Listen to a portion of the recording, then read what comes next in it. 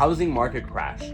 Amongst President Trump's new tariffs and prices of homes being at an all-time high, can we expect a housing market crash in 2025? The 2008 financial crisis wiped out trillions of dollars in wealth. Home values collapsed, banks failed, and millions of people lost their home. But could it happen again? And how do tariffs on foreign goods impact the housing market today? So let's take it back to 2008. Just before the crash, banks were actually giving out loans like candy. It didn't matter if you had bad credit, low income, or no savings. Banks were giving subprime mortgages to just about anyone. This fueled a massive housing bubble. More buyers meant higher demand, which drove up housing prices to unrealistic levels. Then there were the banks.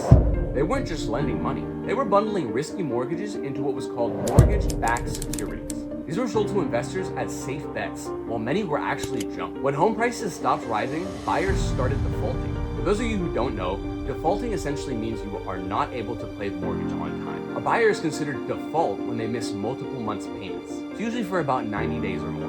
In 2008, mortgage defaults skyrocketed. At the peak of the crisis, over 10% of all U.S. mortgages were either delinquent or foreclosed completely.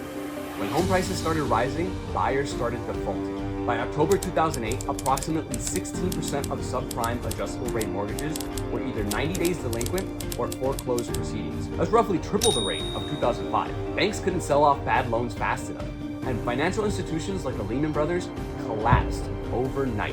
What was the result? A global financial meltdown. So let's fast forward to 2025.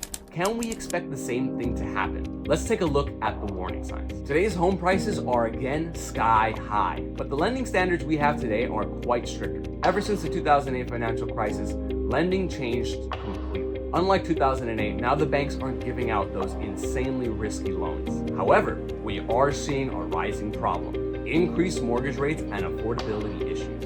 Another red flag? Debt. As of Q4 in 2024, total household debt in the U.S. reached $18 trillion, an increase from $93 billion from the previous quarter. If the economy slows down, that could hit the housing market hard. So we might not see a 2008 style collapse, but without a doubt, we are definitely going to see a slowdown. So how can tariffs affect the housing market price as well? So many of the materials used in home construction, such as aluminum, steel, lumber, are actually imported. When the government places tariffs on these goods, the prices go up.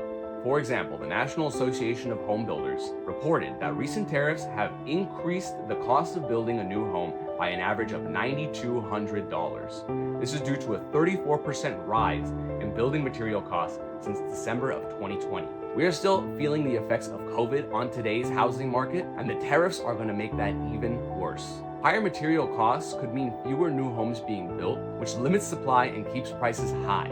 Combine that with high mortgage rates and affordability becomes a serious problem. Affordable housing is certainly going to take a hit. If the cost of new construction rises, it is going to be much harder to build affordable housing for those who need it. If cost keeps rising and people can't afford homes, demand could drop. And if that happens, we might see prices stagnate or even fall. While lower housing prices seem enticing, the reality is, in places like California, places with high demand, we might not see prices drop that much or even at all. The fact of the matter is, in California, somebody always wants to live here, and they're willing to pay the price. So here's the takeaway.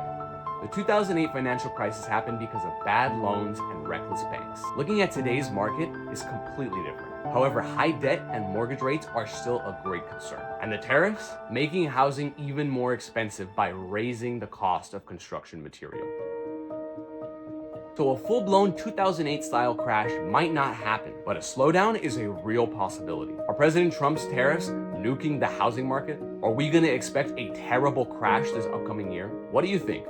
Drop a comment down below, share your views, let's spread the word of all Americans' opinion. Please don't forget to like and subscribe for more breakdown videos and more real estate tips like this. Thanks for watching and stay safe.